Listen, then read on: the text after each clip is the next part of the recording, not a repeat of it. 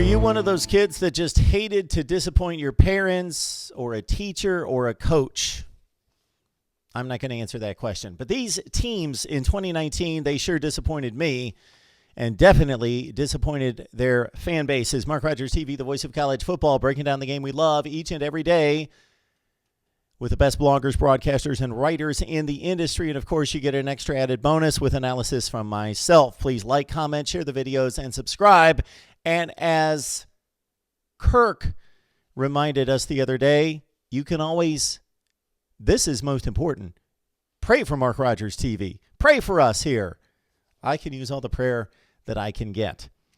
All right, these are the disappointing teams of 2019 and maybe an indication of what they will do in 2020. Will they bounce back? I considered Syracuse, of course, 10-3 in 2018. The dive all the way back to 5-7 and just 2-6 in the ACC. North Carolina State, typically an 8-win program and have been under Dave Doran, 4-8. 1-7 in the ACC, 1-7 in the worst Power 5 conference.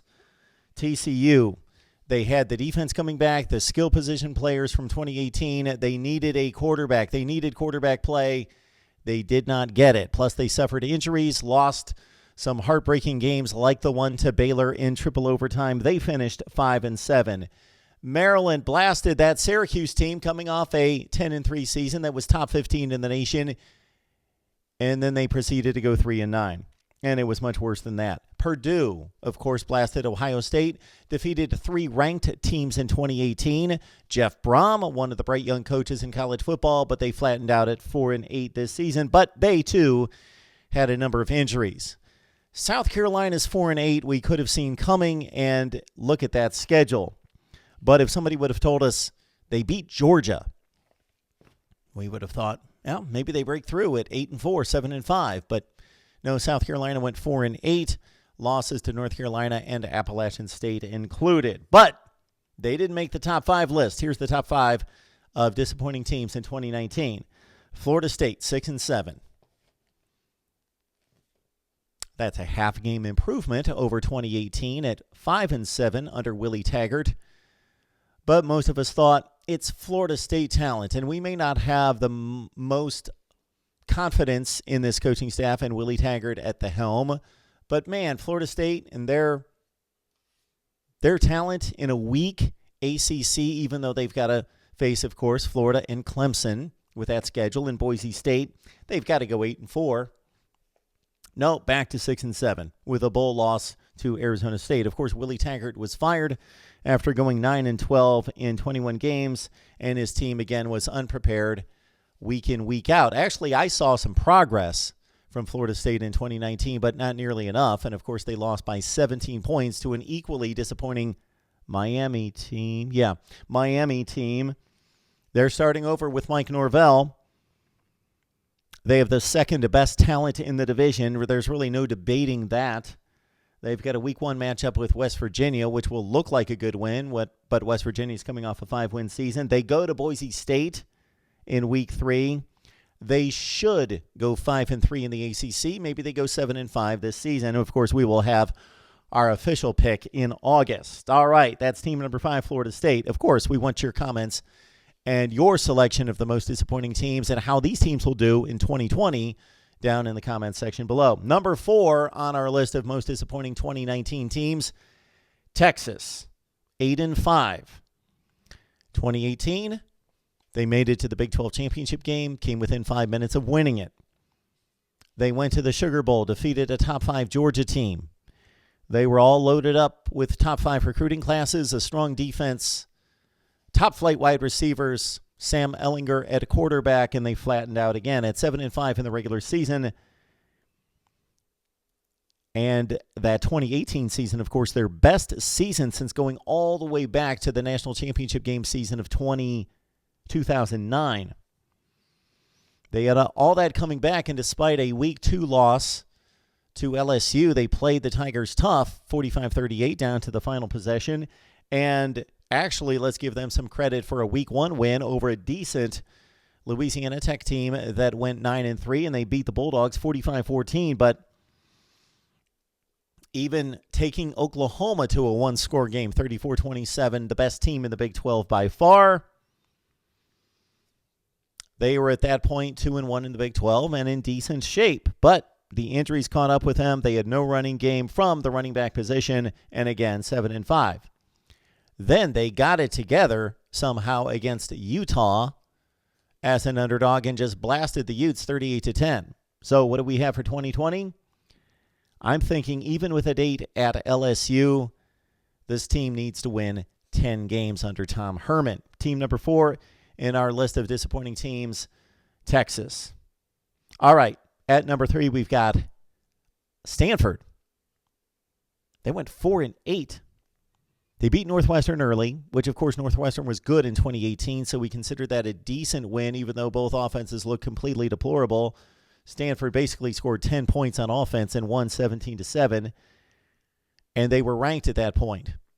And then they never got ranked again because USC blasted them by 25.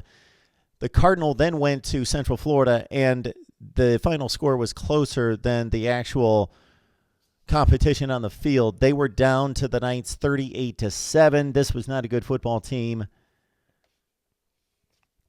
They lost to Colorado by 18. Or they did lose to Colorado. They lost to UCLA by 18. They were last a 4-8 football team in 2007. I keep saying 2007. My goodness. They had 6 10-plus win seasons during that time frame and made it to 4 conference championships games and winning the Pac-12 3 times. They're at a crossroads. David Shaw and Stanford right now.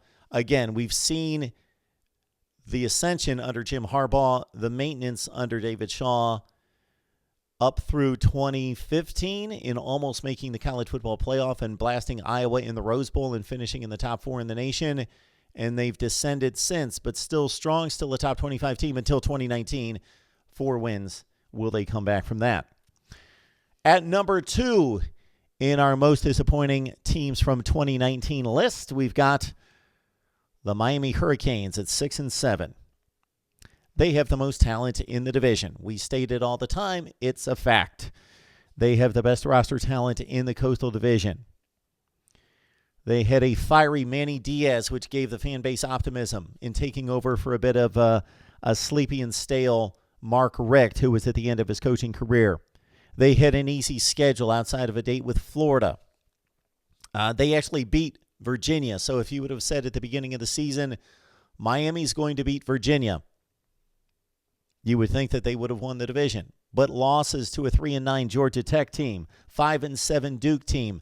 They lost to FIU, and they couldn't score a point. They are the first Power 5 team in the BCS era to be shut out by a Group of 5 team in postseason play, losing to the Bulldogs 14-0. All right, now they get 50 touchdown quarterback De'Ara King. This team's got to go 6-2 in the ACC. They could probably go 9-3. They've got a date at Michigan State minus Mark D'Antonio. We will, of course, have our official prediction in August, but would love to know what you feel and think about the Canes coming up here in 2020. Number 2 on our top 5 most disappointing teams for 2019. And at number 1, Nebraska, 5-7. Well, they won one more game than they did in 2018.